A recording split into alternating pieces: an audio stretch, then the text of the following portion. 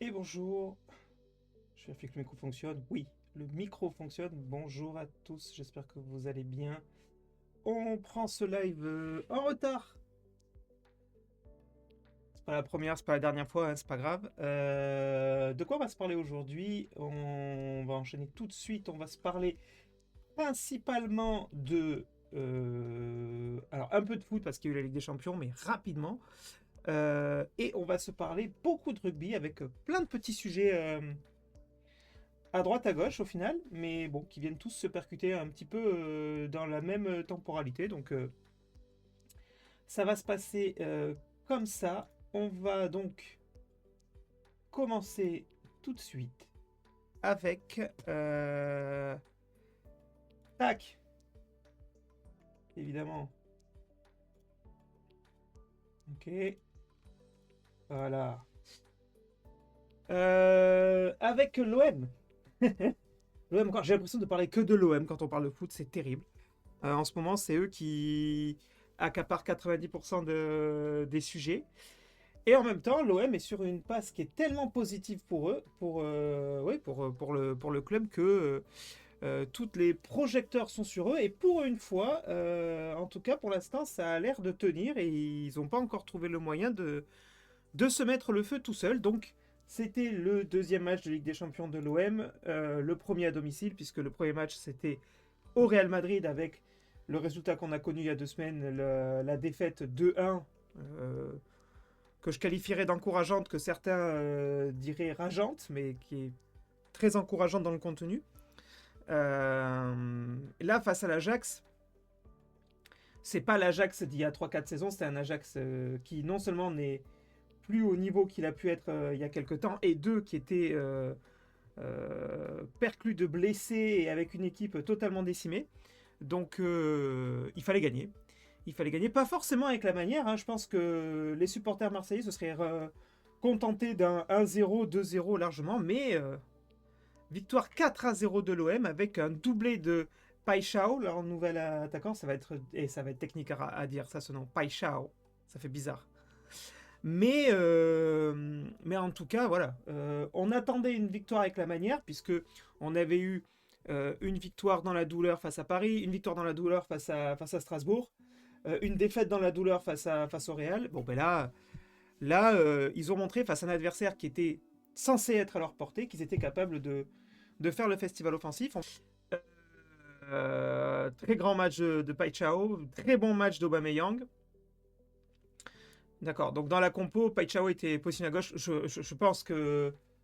Enfin, ça dépend comment jouera l'OM, mais vu les capacités physiques de la personne, même si là il a marqué 2 buts en position de 9, il ne pourra pas être tout seul en pointe, hein, c'est impossible. Enfin, c'est mon avis, hein, mais voilà, il aura besoin au moins d'un Aubameyang à côté de lui s'il veut peser vraiment en pointe. Mais sinon, effectivement, c'est plus sur un côté, à mon avis, qu'on va l'attendre. Mais en tout cas, très grand match de Paixão, très bon match d'Aubameyang. Très bon match de Vermeren qui avait été lancé par Igor Tudor. On s'attendait peut-être pas forcément à le voir positionné en 6, mais il a été positionné en tant que titulaire. Il a fait un très bon match. On aurait pu voir un Angel Gomez ou autre, bref. Ou un Højbjerg, tout simplement, en fait. J'avais même oublié que Højbjerg n'était pas sur la pelouse. Et De Zerbi qui fait aussi confiance à Nadir dans une position un petit peu de 8-10, je ne sais pas trop comment le situer, mais il lui refait confiance une fois. Il n'a pas fait un mauvais match, il n'a pas fait un match incroyable non plus, mais voilà, il a été là. Donc écoutez, voilà, les signaux sont au vert, quoi, côté Olympique de Marseille. On notera encore. Merci les jeux de mots, l'équipe. Merci. Très bon match donc de l'Olympique de Marseille qui lance sa saison de Ligue des Champions. Ça aurait été dommage de louper ce match après les 2 très bons matchs qu'il y a eu auparavant. Là, ça vient un petit peu valider le fait qu'ils sont sur une très bonne passe. Donc voilà, dans les autres résultats de la soirée, On notera l'Atalanta qui a gagné difficilement à domicile face à Bruges. Le Real qui est allé cartonner le club kazakh de Almaty 5-0 avec un triplé de la pépite Mbappé. Et oui, il existe toujours, hein, même si on en parle un petit peu moins, mais il est toujours là. L'Atlético qui a gagné 5-1 à domicile face à Francfort avec un but de Antoine Griezmann, son 200e. 2-2 entre Bodo Glimt et Tottenham. Chelsea qui gagne 1-0 à domicile contre Benfica. Liverpool qui est allé perdre à Galatasaray. Toujours compliqué d'aller jouer dans les clubs turcs. On s'attendait quand même à une victoire de Liverpool, donc on peut se parler ou au moins un nul d'une contre-performance. L'Inter Milan qui a gagné 3-0 à domicile contre Prague, donc Marseille on en a parlé, et le Bayern qui est allé cartonner les clubs chypriotes de Paphos. Voilà pour les résultats de la soirée. On n'oubliera pas que ce soir on a nos deux autres clubs français qui sont en lice, avec le PSG qui se déplace sur la pelouse de Barcelone et Monaco qui reçoit Man City. Deux matchs très très compliqués, peut-être plus compliqués même pour Monaco que pour le Paris Saint-Germain. Mais bon, c'est de superbes affiches, donc forcément, ça sera intéressant à regarder. Voilà. C'est tout ce qu'on pouvait se dire sur le foot aujourd'hui, et on tourne assez rapidement sur le rugby et sur ce monsieur. Ce monsieur, c'est Nicolas Nadeau, entraîneur du FC. Alors, c'est FC Grenoble ? Oui, du FC Grenoble. Entraîneur des trois quarts, donc c'est pas l'entraîneur général, c'est l'entraîneur des lignes arrières du club de Grenoble. Et donc du coup, le titre de l'équipe, on va lire l'article qui est pas très long, c'est « Vers une grève à Grenoble ». Refusant de s'entraîner hier matin après la mise à pied de leur entraîneur, les joueurs du FCG menacent de faire grève pour la réception de Provence Rugby vendredi. Hier matin, Nicolas Nadeau, l'entraîneur des trois quarts du FCG, a été mis à pied à titre conservatoire. La raison ? Des propos virulents à l'égard de son staff médical et de son manager Aubin Hubert lors de la rencontre perdue à Brive 21-24, vendredi dernier. Des mots captés par les micros de Canal+. Ouvrez les guillemets, il faut lui dire, c'est une faute professionnelle ce qu'il vient de faire, et il est où Hubert ? Mes couilles aussi là. Fin de citation. Bon, évidemment, le mes couilles aussi là, si vous ne saviez pas qu'on se parlait de rugby, ça vous a donné la confirmation qu'on se parlait de rugby avec cette citation. On va avoir l'explication de pourquoi il dit ça. Alors après, attention. Enfin bref, non, c'est pas attention, mais on est dans le contexte. Alors j'ai cherché la captation de Canal. Je ne l'ai pas trouvé. J'ai passé 10 minutes ce matin, et c'est pour ça, ça fait partie des raisons pour lesquelles je suis un peu en retard. J'ai passé 10 minutes à chercher une vidéo où on entend cette captation-là de Canal. Je ne l'ai pas trouvée. Donc je pense qu'à part se farcir le match entier, la fin de match entier sur un replay de Canal, je pense que ce sera compliqué de l'avoir. Si Nadeau était aussi énervé, c'est parce que son pilier droit, Johannes Jonker, sorti se faire recoudre l'arcade à la 15e minute, n'a pas pu revenir sur la pelouse, le délai de 15 minutes ayant été dépassé. La scène a été notifiée par le médecin officiel de la rencontre dans son rapport envoyé à la LNR. Le président du FCG, Patrick Goffy, n'a pas attendu de sanction de l'instance pour sévir lui-même en prononçant la mise à l'écart de Nadeau. Donc, voilà, il faut avoir cette notion de réglementation-là que je n'avais pas. Quand un joueur sort sur blessure, tu peux momentanément le remplacer par un autre joueur. Voilà, ça fait partie des règles, c'est-à-dire que, par exemple, dans l'exemple précis, Johannes Jonker s'est fait péter l'arcade, il sort pour se faire recoudre l'arcade, tu peux faire rentrer un remplaçant le temps qu'il se fasse recoudre l'arcade, et quand il peut rentrer et il revient. Donc ça fait un double échange en quelque sorte. Ça ne compte pas comme un remplacement. Donc ça ne rentre pas en ligne de compte dans tes remplacements autorisés. Par contre, donc du coup, chose que je ne savais pas, si tu dépasses 15 minutes de temps pour soigner la personne, le changement que tu as fait de manière temporaire devient définitif. Imaginez-t-il, donc voilà, donc c'était pour vous donner du contexte. Donc je reprends, le président du FCG, Patrick Goffy, n'a pas attendu de sanction de l'instance pour sévir lui-même en prononçant la mise à l'écart de Nadeau. Imaginez-t-il ce que sa décision entraînerait, point d'interrogation, car les joueurs, quand ils ont appris la nouvelle, ont refusé de s'entraîner hier matin. Ils menacent même de faire grève lors de l'affiche de la 6e journée de Pro D2, la réception de Provence Rugby au Stade des Alpes vendredi soir à 21h. Interrogé par Rugbyrama, le président isérois ne s'est pas franchement montré ouvert à la discussion. Qu'il fasse grève ne changera rien. C'est même contre-productif, cela va à l'encontre des intérêts qu'ils veulent défendre, assure Goffy. Chacun assume ses responsabilités et ce ne sont pas les joueurs qui décident de ce genre de choses. Que l'on soit très clair, ils sont des adultes responsables, des professionnels, des joueurs. Leur responsabilité, c'est de jouer. Pas commode. En affirmant que menacer les instances dirigeantes d'une grève n'est pas la bonne chose à faire pour qu'une solution positive soit trouvée à cette situation, d'abord dans l'intérêt de Nicolas Nadeau. Goffy n'a pas joué la carte de l'apaisement. Les joueurs lui ont répondu en fin de journée dans une lettre ouverte publiée par Proval, le syndicat des joueurs professionnels, et signée par son président Malik Hamadash. Les joueurs ne sont pas en mesure de participer aux entraînements collectifs à compter de ce jour, peut-on lire. Il est important de préciser que cette décision ne constitue pas une caution des propos de M. Nicolas Nadeau. Les joueurs tiennent à exprimer leur désaccord profond avec la manière dont le club gère cet événement, qui concerne une personne particulièrement importante dans le parcours sportif du club. Il s'agit d'un symbole important qui révèle l'atmosphère dans laquelle ils évoluent. Pardon. Les Grenoblois avancent que les conditions ne sont pas réunies pour le bon déroulement de séances d'entraînement et expliquent être forcés d'user de leur droit de retrait, tout en réclamant des changements immédiats concernant les méthodes de management et l'environnement de travail qui ne garantit ni sécurité, ni sérénité, ni conditions favorables à la performance.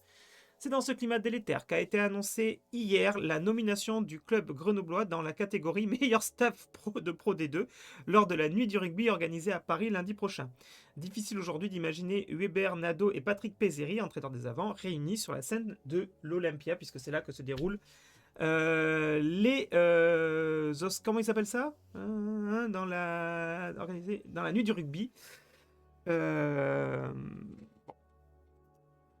C'est assez rare quand même pour être noté des joueurs qui décident vraiment de soutenir un entraîneur et d'aller à l'encontre des décisions d'un staff. Enfin, là, plutôt d'une équipe dirigeante, plutôt, c'est pas forcément le staff. Moi, ce que je trouve étonnant dans cette histoire-là, c'est qu'on n'entend pas parler de Weber, qui est le manager. C'est-à-dire qu'en fait, c'est le directeur, c'est le président directement qui a pris une décision en descendant. Si on se parle d'une hiérarchie dans n'importe quelle entreprise, en fait, c'est comme si ton N+2 prenait des décisions en squeezant totalement le N+1, et le N+1 surtout qui ne dit rien, et ça ne va pas, je pense, dans le sens de l'apaisement. Peut-être que lui, cette posture lui va très très bien parce qu'il ne prend pas parti au final. Mais c'est quand même extrêmement, on va dire, interpellant, quoi. C'est-à-dire que normalement, dans la hiérarchie, tu as les entraîneurs des avants et des arrières qui sont chapeautés par un manager qui est Weber, et Weber, forcément, répond de ses résultats au président. Et donc là, voilà, la voix de Weber, qui est située entre Nadeau et le président Goffy, on l'a pas. Donc en tout cas, ça montre l'attachement, à mon avis, des joueurs grenoblois à la personne de Nicolas Nadeau, qui a eu un coup de sang sur une fin de match qui était tendue, puisque 21-24, voilà, c'est sur une fin de match tendue. Mais par contre, je comprends pas pourquoi la LNR se serait mêlée de ça, en fait. C'est ça que j'arrive pas à comprendre. C'est identifié par le médecin officiel de la rencontre dans son rapport envoyé à la LNR. Bon, je vois pas en quoi la Ligue nationale de rugby serait venue se faire des sanctions, alors que les paroles de Nicolas Nadeau allaient à l'encontre de son staff et non pas des instances de la LNR. Donc c'est bizarre. Bon, en tout cas, on verra de quoi sera fait la fin de semaine du FC Grenoble, mais il est peut-être possible que si les joueurs font vraiment grève pour le match de vendredi, mais que ce soit une défaite sur tapis vert de Grenoble. Et ça, c'est quand même assez rare pour être notifié. Surtout que Grenoble, ils sont où? Grenoble, ils sont pas si mal au classement. Donc en fait, ils sont en train de se foutre le feu un peu tout seul, quoi. Étonnant. Étonnant, voilà ce qu'on pouvait dire. On suivra cette histoire-là, mais bon, compliqué de prendre parti parce qu'on n'est pas à l'intérieur du club, donc c'est compliqué. Mais en tout cas, c'est assez rare pour être noté, cette solidarité commune des joueurs vis-à-vis de leur entraîneur des lignes arrières. On reste dans le rugby, donc, comme je disais, encore une autre info rugby. Celle-là, on va y passer rapido dessus, c'est l'info suivante qui va nous prendre un peu plus de temps. La Coupe du Monde de rugby passe à 24 clubs à partir de 2027. Donc, c'est la Coupe du Monde qui va se dérouler en Australie. Donc, on rajoute des clubs. On rajoute des pays. Hop, hop, hop, hop. Toi, tu dégages. Paf. Voilà. On rajoute des pays. On rajoute des pays. Et on rajoute surtout une strate. Puisque on ne sort plus en quart de finale, mais on sortira du coup en huitième de finale. Donc ça va se décomposer en 6 poules de 4 et un petit peu à la manière du foot. Tu vas avoir évidemment les 2 premiers de chaque poule qui seront qualifiés et les 4 meilleurs troisièmes qui seront qualifiés aussi. Donc pour être éliminé en phase de poule, il faudra terminer dernier de sa poule ou dans les 2 pires troisièmes de poule. Bon, c'est la mode hein, maintenant. Ça permet en fait cette comment dire, cette façon de faire te permet de rajouter un huitième de finale sans avoir forcément à rajouter plus d'équipes, tout simplement. Donc bon, c'est comme ça maintenant, c'est rentré dans les mœurs. Au début, on trouvait ça un petit peu étonnant quand on a vu ça notamment arriver à l'Euro de foot où les meilleurs troisièmes aussi étaient qualifiés. Bon, au début, on trouvait ça étonnant, bizarre. Un peu l'école des fans, quoi, parce qu'au final, ta phase de poule, faut vraiment être extrêmement mauvais pour pas être qualifié. Mais bon, c'est comme ça, hein. C'est comme ça, maintenant, on est à peu près habitué. Et factuellement, ça va rajouter plus de matchs et ça va rajouter globalement un match par équipe. Donc, on leur alourdit pas non plus énormément le calendrier. Et ça fait plus de matchs, donc plus de ventes en billetterie, plus de sponsors, plus de pages de pub, donc ça fait rentrer plus d'oseille dans les caisses. Comme on le sait, la même chose que pour le foot, hein, de toute manière, on est sur un schéma où il faut faire rentrer toujours plus d'oseille. Voilà, vous avez j'en parle assez souvent, vous avez mon idée là-dessus, c'est que en fait, un petit peu comme partout, c'est-à-dire que en fait, tu augmentes le train de vie des clubs et des fédérations et tout ça, et donc du coup, forcément, ton train de vie, il est beaucoup plus élevé qu'auparavant. Pour ce qui est normal, il y a des choses qui coûtent plus cher, il y a des choses qui sont bien, mais voilà, tu as quand même des dépenses qui sont beaucoup plus élevées, et au lieu d'essayer de réduire les dépenses, tu essaies d'ouvrir un peu plus haut le robinet de flotte, quoi, en gros. C'est-à-dire que ton trou dans la baignoire, il est de plus en plus gros, et au lieu d'essayer de reboucher le trou, tu tournes encore plus gros, plus fort le robinet. Je pense qu'il y a un monde où cette façon de voir, au bout d'un moment, fonctionnera plus. Il y a le temps hein, pour le rugby, parce que le rugby est très très loin de ce qui se passe dans le foot, mais bon, il y aura un moment donné où on pourra plus... Enfin voilà, il y a un moment donné où la Coupe du Monde de rugby ne pourra pas se dérouler avec des 32e, 16e, 8e, quart, demi et finale, quoi. C'est pas possible. Là, 8e de finale, ça reste ok. Donc voilà, tant qu'on y est, pour terminer sur ce sujet-là, 23 des 24 pays qualifiés, Australie, France, Nouvelle-Zélande, Italie, Irlande, Afrique du Sud, Écosse, Pays de Galles, Fidji, Angleterre, Argentine, Japon, Géorgie, tout ça, ça y était à la dernière Coupe du Monde. Espagne, ils y étaient, oui, ils y étaient les Espagnols. Espagne, Roumanie, Portugal, tout ça, ça y était. Par contre, Hong Kong n'y était pas, Zimbabwe n'y était pas, l'Uruguay y était, Tonga, Canada, États-Unis, pour moi, ils y étaient. Je crois que le Chili n'y était pas. Et le 24e et dernier ticket sera accordé au vainqueur du tournoi final de qualification à Dubaï. Donc je pense qu'on passe, en fait, on va passer, pardon, de 20 à 24 équipes, c'est ça? Combien on était Coupe du Monde 2023? Du monde de rugby 2023.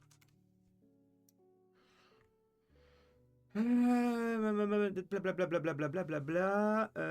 Match joué. 20 équipes, c'est ça. Eh, je suis pas mal, hein? Je suis pas mal quand même, dans les souvenirs. Donc voilà ce qu'on pouvait se dire, et on va se passer maintenant, et c'est un petit peu dans la même idée que faire entrer de l'oseille dans les caisses. Le projet qui veut déplumer le top 14 R360 Rugby Experience. Un projet de ligue privée, ligue fermée. On va lire. On va lire. Quelle heure il est? On a le temps. Alors, des joueurs du championnat français sont dragués par R360, un projet de ligue rebelle calqué sur la Formule 1 qui est aussi loin de faire l'unanimité que complexe à mettre en place. Le président de la FFR, Florian Grill, assure que la France votera contre, menaçant ceux qui s'y engageraient d'inéligibilité chez les Bleus. Personne ne sait vraiment de quoi il retourne, mais tout le monde parle de cette ligue rebelle ou pirate. La plupart du temps, comme s'il s'agissait du retour du typhus. Précédé du nom de code R360, ce projet de souche anglaise vise à créer la version la plus excitante et la plus moderne du rugby, faite pour conquérir une nouvelle génération de fans. Ses cofondateurs, Mark Spurs et Stuart Hooper, et le champion du monde 2003, Mike Tyndall, promettent des moments Super Bowl et le tout premier All-Star Game avec, pour changer, des règles rafraîchies afin de rendre le jeu plus rapide. R360 cite ses références et reconnaît vouloir dupliquer le modèle de la Formule 1 en créant un circuit itinérant s'arrêtant dans des stades et villes iconiques qui pourraient être le Camp Nou, le Parc des Princes, Tokyo, Munich, Los Angeles, Sao Paulo, Dubaï, Buenos Aires, Hong Kong.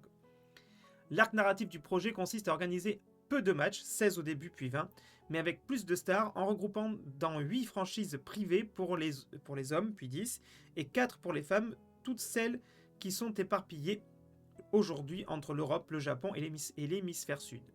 Pour schématiser, R360, qui table un lancement pile dans un an, rêve d'une rencontre entre les Amazones d'Antoine Dupont et les Pepsi de Cheslin Kobe, c'est dur ce matin, au MetLife Stadium de New York. R360 pose un regard de génération Z sur le rugby boomer tel qu'il existe. Il le décrit comme un produit daté, un business model intenable au niveau des clubs, et ne cache pas, c'est formulé tel quel, vouloir se positionner au-dessus du rugby des clubs. Cette ligue sécessionniste a fait savoir qu'elle ne voulait pas chevaucher les fenêtres réservées au rugby des sélections, dont elle sait l'importance pour n'importe quel joueur. Pas question de braquer la Fédération internationale World Rugby, ni de concurrencer le Six Nations ou la Coupe des Nations qui remplacera bientôt les tournées d'automne et d'été. R360 a donc choisi 2 créneaux, le premier d'avril à juin, le second d'août à septembre, grosso modo 6 mois de mise à disposition. L'argument de vente calendaire ne résiste pourtant pas à l'épreuve des faits puisque, aux dates qu'il a choisies, R360 mord sur les plates-bandes du Rugby Championship, fédération néo-zélandaise, qui tire une importante partie de ses revenus de cette compétition, l'acceptera-t-elle, du Six Nations féminin, tout comme du Women 15 Global Series, la nouvelle compétition ambitieuse adoubée par World Rugby. Dans les candidatures de R360 dont l'équipe a pu avoir connaissance, le calendrier 2027 exposé par la Ligue Rebelle elle-même prévoit de réquisitionner les joueurs d'avril à fin août sans discontinuer, ce qui sera inenvisageable pour les staffs des équipes nationales dont la Coupe du Monde commencera le 1er octobre. En dépit de ses promesses, R360 percute le calendrier international, mais son attaque la plus frontale vise les grands championnats européens, étant donné que le nouvel acteur se positionne pile au moment de la fin de saison régulière et de leur phase finale. Dans les rêves les plus fous de Messire, Tyndall, Hooper et Sports, la fuite des talents transformerait le top 14 en équivalent de championnat des provinces néo-zélandais, un championnat local que ne disputent pas les meilleurs joueurs locaux. Il faut regarder l'économie rugbystique de ces pays qui ont perdu un championnat fort, fait remarquer Laurent Marty, président de l'UBB. C'est un projet que j'exècre et que je combattrai résolument. Ces gens veulent faire de l'argent sur le dos d'un sport et de ses joueurs, rien de plus. Pour eux, les joueurs, les clubs, les supporters sont des produits desquels Ils veulent tirer des bénéfices, c'est une vision opposée à la mienne, c'est aussi une insulte à la formation, au monde amateur et à ses bénévoles. On leur dit continuez de former, nous on vient prendre la crème de la crème. Le sujet n'est pas que mercantile, il est philosophique. Peut-on manufacturer la passion pour un sport? Peut-on modéliser l'attachement à une équipe? Propriétaire de Toulon, Bernard Lemaître, avoue ne pas voir ce projet d'un bon œil. Ce projet ne correspond pas à notre vision de l'esprit rugby fondé sur le partage, la solidarité et l'ancrage territorial. Il représenterait un appauvrissement du rugby amateur que le monde professionnel doit soutenir, comme nous y travaillons en France avec la Ligue nationale. Président de la LNR, Yann Roubert, affirme prendre ce projet au sérieux, le qualifie d'aberration potentiellement mortifère pour le rugby tel qu'on le connaît. Contacté, Max Porz, un des cofondateurs du projet Dissident, nous a assuré qu'il reviendrait vers nous quand il sera en mesure de partager plus d'informations.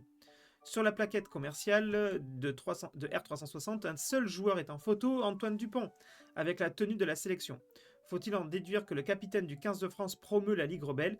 Antoine n'a rien à voir avec ce projet, répond son agent. Une autre plaquette commerciale circule toujours avec Dupont, avec le maillot du Stade Toulousain cette fois, Jack Willis, Sia Colissi, Maro Itoje ou Finn Russell. Ont-ils tous consenti à ce que leur image soit utilisée? Pour l'interrogation. Toujours est-il que dans ces supports marketing, R360 annonce la couleur et prétend pouvoir recruter le top 300 des joueurs-joueuses du monde. Aucune communication de telle ou telle prise de guerre n'a été formulée de manière officielle, mais la presse anglaise a fait état de plus de 160 pré-contrats de signés. Il s'agirait de déclarations d'intention ou d'intérêt qui n'engageraient pas réellement les joueurs. Les postulants ne signeraient pas avec une franchise, mais avec l'organisation mère. Il se dit que les 3/4 de ces signataires mystères ont œuvré au niveau international ces 2 dernières années, et parmi eux, il s'en trouverait 10 ayant joué pour l'Angleterre.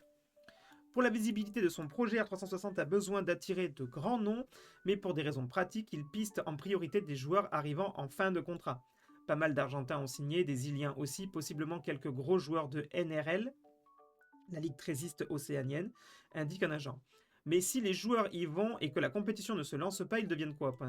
Ils pourront peut-être trouver un club plus tard, mais à un tarif bien moins élevé. Président du syndicat des joueurs pro français, Proval, Malik Hamadash, invite à la plus extrême des prudences. La semaine dernière, à notre réunion de l'IRPA, nous avons listé toutes les questions cruciales à poser à ceux qui portent ce projet. D'où viennent les fonds? Quel est le business plan? Avec quelle garantie? Que se passe-t-il pour un joueur parti là-bas et qui se blesse? Il faut que les joueurs prennent en compte toutes ces inconnues, mesurent la possible insécurité de l'emploi. Se pose aussi la question de la santé du joueur. D'accord, il y aura moins de matchs, mais beaucoup de voyages dans des laps de temps courts, et tout ça avec quel suivi médical? Quel suivi de préparation physique? Certains l'ont déjà fait, mais j'invite les joueurs tenter à m'appeler. Grill partage cette inquiétude. Ce projet mettrait en danger la santé des joueurs, tout comme le suivi médical et athlétique par la fédération. Le top 300, c'est une grande illusion, assume un autre agent. Ils auront quelques noms, attireront certains de ceux qui jusqu'ici s'exilaient au Japon et risquent de se retrouver avec beaucoup de deuxième ou troisième couteau. Au moins 4 joueurs du RC Toulon ont été approchés, dont Baptiste Serin et Ben White, avec des propositions entre 500 000 € et 1,5 million la saison, nous dit une source. Je constate qu'un projet extérieur perturbe certains de nos joueurs qui ont reçu des offres, nous signale le maître. Les chiffres annoncés sont affolants, encore que rien n'est affolant dans le monde d'aujourd'hui. La non-concurrence avec le niveau international qui, on l'a vu, n'est que de façade, est un argument de vente auprès des joueurs. L'argent en est un autre, plus important encore. Les gens de R360 pensent que les joueurs de rugby d'aujourd'hui sont sous-payés par rapport à leurs collègues des autres grands sports pro, et que le calendrier actuel ne leur laisse pas le temps de leur faire fructifier leur image. C'est un discours que certains agents français partagent. Le directeur général de la Fédération internationale a bien pris garde de ne pas insulter l'avenir. Alan Gilpin a plutôt rappelé que le rugby avait besoin d'argent, donc d'investisseurs. Mais il a prévenu que les joueurs voteraient avec leurs pieds s'ils rejoignaient une ligue rebelle qui les privait de leur éligibilité en sélection. Ce sujet pourrait constituer le nerf de cette guerre. Je remonte. À 2 ans de la Coupe du Monde en Australie, le timing n'est pas favorable à R360. Il l'est d'autant moins que la création d'une Coupe du Monde des clubs, dont la première édition est programmée pour 2028, vient tout juste d'être approuvée. Tous les 4 ans, cette compétition appelée à remplacer la phase finale de la Coupe des Champions s'installera tous les mois de juin, donc en conflit avec le planning de R360. Le projet Rebelle devait être audité par le conseil de World Rugby lors de sa session du 23 septembre à Dublin. Sports Tyndall Co avait transmis un dossier d'une centaine de pages, mais lorsque le conseil a demandé certains éclaircissements, ils ont déclaré avoir besoin d'un délai supplémentaire. Résultat, il faudra attendre le prochain conseil en juin. Malgré ce contretemps, Mike Tyndall a scandé le message suivant: c'est vraiment parti, dans une vidéo se voulant rassurante. R360 a-t-il besoin de la ratification de World Rugby? Ce n'est pas indispensable, mais cela pourrait donner un accès à des arbitres officiels, à des structures antidopage, pourquoi pas à un cadre assurantiel. Il existe forcément un plan parallèle sans le coup de tampon de World Rugby, où R360 pourrait dès lors choisir n'importe quelle date, mais ce projet ne survivra jamais sans le pouce levé des grandes fédérations. L'Angleterre, l'Irlande ou la Nouvelle-Zélande sont des pays qui ne sélectionnent que ceux qui jouent le championnat maison, à quelques exceptions près. Cette doctrine ne les rend a priori pas R360 compatibles. Des piges d'une saison de ci de là pourraient-elles se négocier? Difficile à dire. Si un vote est organisé en juin, nous voterons contre, indique Grill. Et oui, on se donnera la possibilité de ne pas sélectionner une joueuse ou un joueur qui rejoindrait ce projet. Sans remonter au projet Packer-Murdoch qui a poussé le rugby dans les bras du professionnalisme en 1995, celui dénommé World 12, adossé à un consortium financier prêt à injecter 290 millions d'euros sur 5 ans, prévoyait de lancer une compétition mondiale de rugby à 12. De grands noms, l'ancien coach des All Blacks Steve Hansen, Kieran Reid, Schalkberger promettaient de grands noms promettaient déjà beaucoup d'argent pour les stars de ce jeu ainsi qu'un calendrier allégé. La non-ratification par World Rugby a torpillé à jamais ce projet qui devait voir le jour en août 2022. L'article est long, mais il fallait tout lire pour bien comprendre en fait où est-ce qu'on en est. Le projet est très avancé. Le projet est très très avancé au final, hein, c'est pas quelque chose qui sort de nulle part. Ils ont des sponsors. Pour moi, le projet tel quel est totalement aberrant. Et effectivement, je suis d'accord avec globalement toutes les instances historiques qui disent que ça serait dénaturer le rugby. Après, attention, il faut quand même être sérieux sur une chose. Et par rapport à ce que j'ai expliqué, le rugby va avoir besoin de plus en plus d'argent à un moment donné. Et évidemment, avoir un business model basé beaucoup plus sur les rentrées d'argent, forcément, c'est dans la lignée de ce qui se passera à un moment donné, quoi qu'il arrive. Après, je pense que ce qui fait la popularité d'un sport aujourd'hui, ça reste quand même dans un premier temps l'attachement que tu as à un club. C'est le point de départ. C'est le point de départ. Donc, et globalement, dans tous les sports, en fait, au final, le chauvinisme, c'est ce qui va te faire regarder une rencontre sportive, quelle qu'elle soit, en fait. Et quel attachement tu aurais à la ligue telle qu'il la propose aujourd'hui, j'ai un petit peu du mal. Parce que même si tu réfléchis... si tu prends l'exemple de la Formule 1, par exemple, si tu prends la totalité des supporters, en fait, la Formule 1, ça fonctionne parce que tu vas avoir... alors, il y a des gens qui sont fans de F1 tout court, mais la F1, elle est personnifiée par un pilote. Et si je te prends l'exemple de Verstappen, en fait, une très grande majorité des fans de Verstappen sont hollandais. Une très grande majorité des fans de Hamilton sont anglais. Voilà, et ça fonctionne comme ça en fait. Parfois, c'est pas le joueur, c'est la nationalité de l'écurie. Ferrari ou McLaren, ou Mercedes plutôt, voilà, c'est des très très bons exemples. Quand la Formule 1 fait escale en Italie, il y a beaucoup d'Italiens parce qu'il y a Ferrari, quoi, en fait. Donc déjà, il faut avoir cette notion-là de personnification et dans le rugby, dans le foot et dans tous ces sports collectifs, ça reste quand même ça qui fait déplacer les gens. Donc qui viendrait voir alors évidemment pour les stars, il y aurait des gens qui viendraient et puis pour la bizarrerie, on va dire, les gens viendraient. Mais si on prend l'exemple type de ce type de projet qui n'a pas marché, la V2 de la Coupe Davis, lorsqu'elle a été rachetée par Piqué, n'a pas marché. N'a pas marché. En essayant de vouloir moderniser le truc à fond et de vouloir faire des phases finales dans un seul endroit, ce genre de choses, ça n'a pas marché. Pourquoi? Parce que tu as enlevé ce qui faisait le sel de la Coupe Davis, c'est-à-dire les rencontres à domicile avec un public bouillant, etc. Euh, c'est bien de vouloir moderniser les choses et c'est bien d'arriver avec de nouveaux projets, mais il faut qu'ils soient tenables. Et là, en l'occurrence, ça n'est pas tenable du tout. Et je pense que enlever les joueurs de leur club et le côté chauvinisme, ça va tuer le rugby.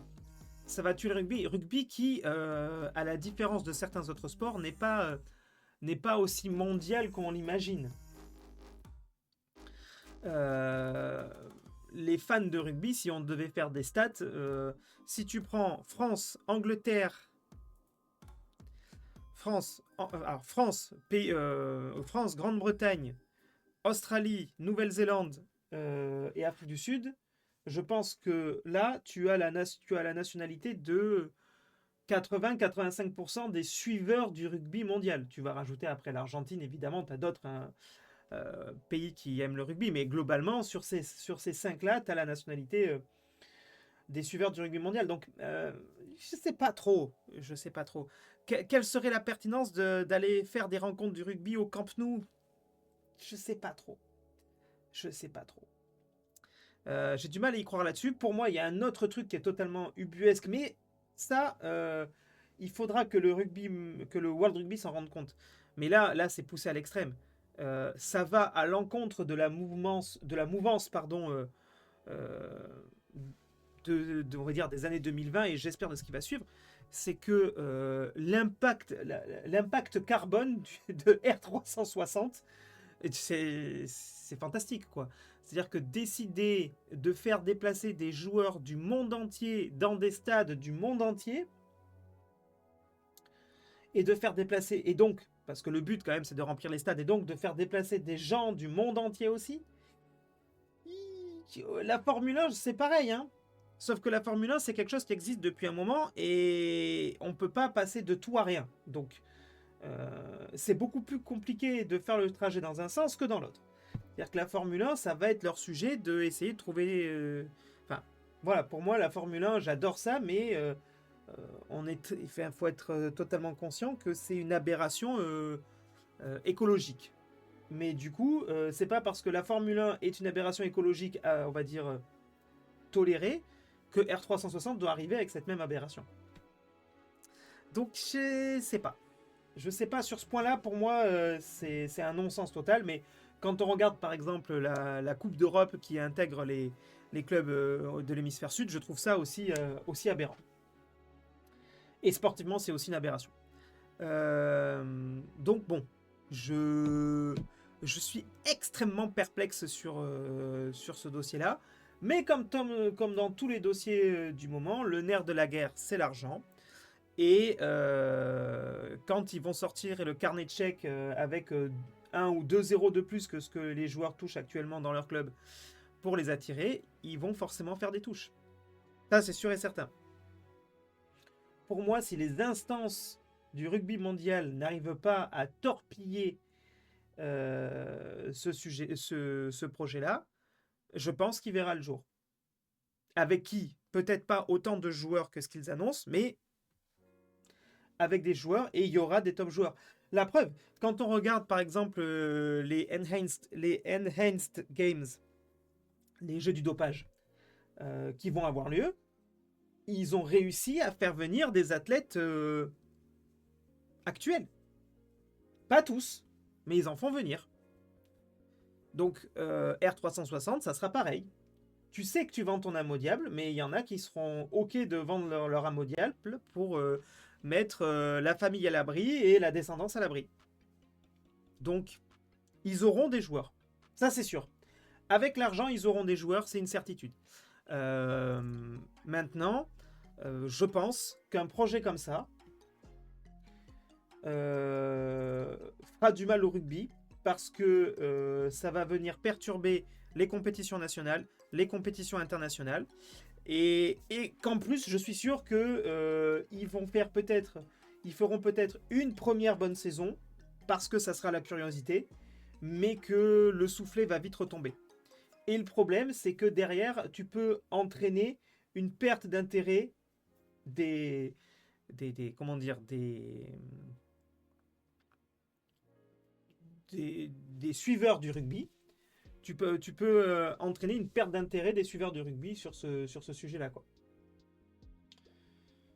Donc, bon, à suivre, mais je suis très perplexe et en fait inquiet. Parce que mon point de vue, c'est que si les fédés n'arrivent pas à faire capoter ce projet, je pense qu'il verra le jour. Et je pense qu'il fera du mal au rugby. En fait, dans l'idée, il y a plein de choses à gommer et il y a plein de choses à mettre à côté, quoi. En fait, dans l'absolu, je pense que faire ce projet-là en enlevant le côté on fait transiter les joueurs partout, tu vois. Genre, on fait déplacer les joueurs du monde entier partout, tout ça. T'enlèves ça. Ok, tu veux le faire dans des grands stades dans le monde entier. D'accord. Mais à la limite, tu fais en gros un espèce de All-Star Game dans chaque pays du monde et tu monopolises, on va dire, les meilleurs joueurs pour un match, tu vois, sur une période bien donnée, bien ciblée, tu vois, où tu mets du pognon, tu fais des règles et tout ça, pourquoi pas. Mais créer une ligue parallèle, j'y crois pas. J'y crois pas. Un supporter du Stade Toulousain, même si tu lui enlèves Antoine Dupont, Thomas Ramos et Romain Ntamak, et que t'enlèves Jalibert, Louis Bielbiarré et Damien Penaud à l'UBB, entre venir voir un match avec des espèces de franchises montées de briques et de broc et aller supporter leur club, le Stade Toulousain, parce que c'est dans leur trip, bah, ils iront supporter le Stade Toulousain. Je mets quasiment ma main à couper. Donc, pour moi, ce projet est voué à l'échec, mais est voué à voir le jour si les fédés ne l'empêchent pas. Voilà. Bon, les petits potos, 8h54, il est l'heure de rendre l'antenne. Je parle comme un mec qui fait de la radio. On se retrouve demain, même endroit, même heure.